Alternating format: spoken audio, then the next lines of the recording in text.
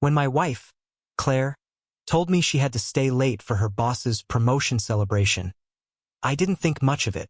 She worked in marketing, late nights, office dinners, and champagne toasts were part of the job. But something about that night felt different. She left the house wearing a red dress I hadn't seen in months, the kind she used to save for our anniversaries. I remember asking, half joking, "Big night?" She smiled, not looking at me. "Just work, Ethan. Don't wait up." The words echoed long after the door closed. By midnight, her phone was still silent. No messages, no calls. Around 2 a.m., I stopped pretending to watch TV and went to bed alone. The smell of her perfume lingered on the pillow beside me, a reminder of the woman I thought I still knew. Morning came with sunlight and silence.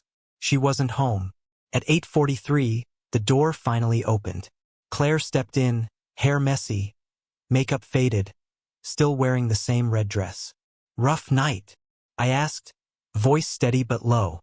She froze, caught between guilt and arrogance. "Don't start, Ethan. It was a work party.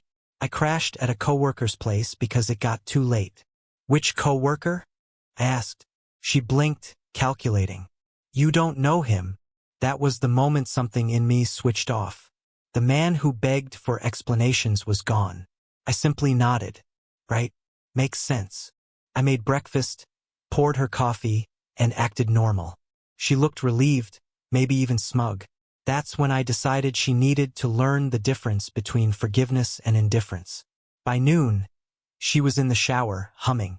I took her phone from the nightstand, not to check messages, but to note the pattern. She'd changed her passcode. A small detail, but loud enough. I didn't confront her. I didn't yell. Instead, I opened my laptop and began the quiet kind of payback, the kind that doesn't scream, it waits. That afternoon, I emailed our joint bank manager, requested account separation for legal clarity, and transferred my savings to a private account. Claire always handled the bills, but she never noticed that I handled the mortgage, and the house deed had only my name. That night, she came home pretending everything was fine. She even cooked dinner. "See?" she said. "Nothing to worry about." I smiled. "You're right. Nothing at all." She leaned over to kiss my cheek, and I noticed the faint smell of someone else's cologne. I didn't flinch. I just thought, tomorrow.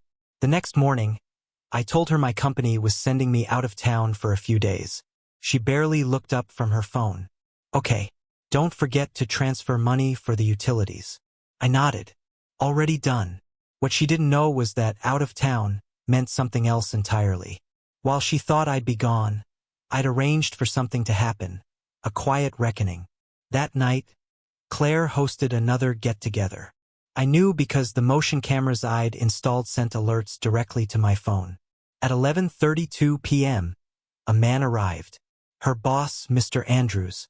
Middle-aged, slick, the type who called everyone champ. I didn't watch long. I didn't need to, just enough to confirm what I already knew. The next morning, I returned home earlier than she expected. Her car was still in the driveway, and the red dress was hanging near the kitchen, freshly washed, as if that erased anything. She turned pale when she saw me. "You're back early." "Yeah," I said casually. "Had a change of plans."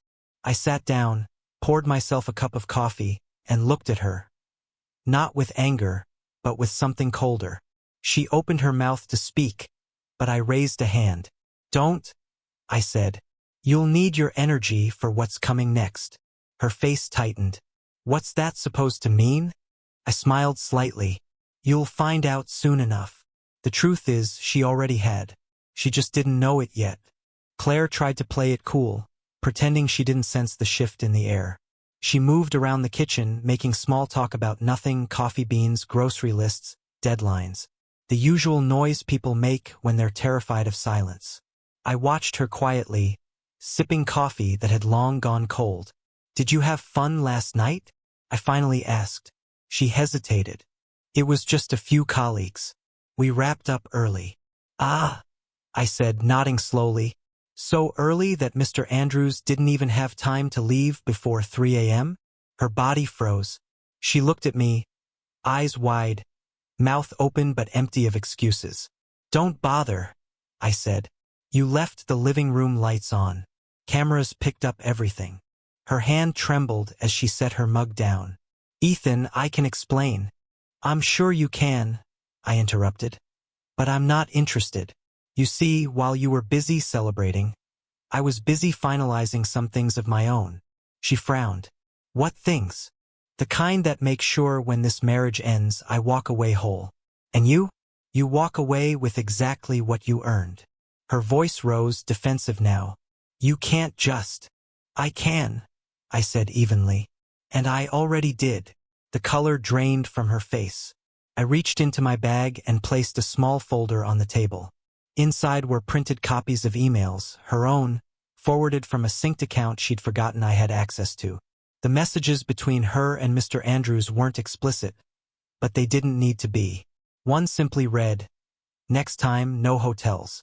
My place feels more exciting." Claire pressed her lips together, tears threatening to fall. "I made a mistake." "No," I said, standing up. "You made a choice." She started crying then, the kind of tears meant to soften anger. But I felt nothing. Not rage, not sorrow, just the strange calm of closure. "I don't want to lose you, Ethan," she said weakly. "It didn't mean anything." I smiled faintly. "That's the thing, Claire. It never does until it does." I walked to the hallway and picked up a packed duffel bag.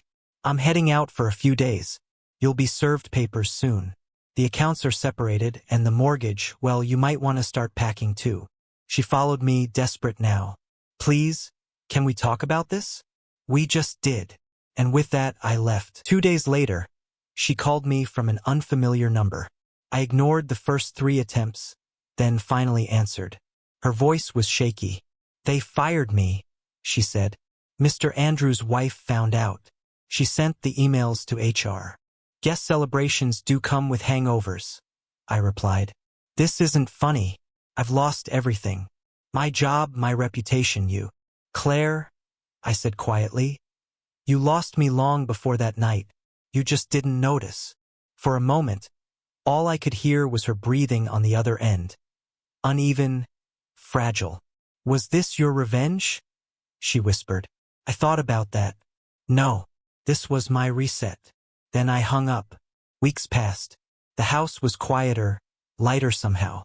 The air no longer carried perfume or tension. Friends called to check in, but I told them the truth. I wasn't broken, just done pretending. I started running in the mornings, sleeping better at night. It's strange how peace feels heavier than anger at first. Like your body doesn't know what to do without the constant ache. One evening, I stopped by the old coffee shop near my office. That's where I met Rachel. Someone from accounting I'd barely noticed before. She laughed easily, without effort or filters. We talked for hours, and for the first time in years, I didn't feel invisible. When I got home, I found Claire's last envelope waiting on the porch. A key and a note. It read, "You were right. I made a choice, and I lost." I folded the note and tucked it into a drawer, not out of nostalgia, but as a reminder. Sometimes the best revenge isn't fire or fury, it's freedom. Because in the end, I didn't ruin her life. She did that all by herself. All I did was step aside and let the truth finish what it started.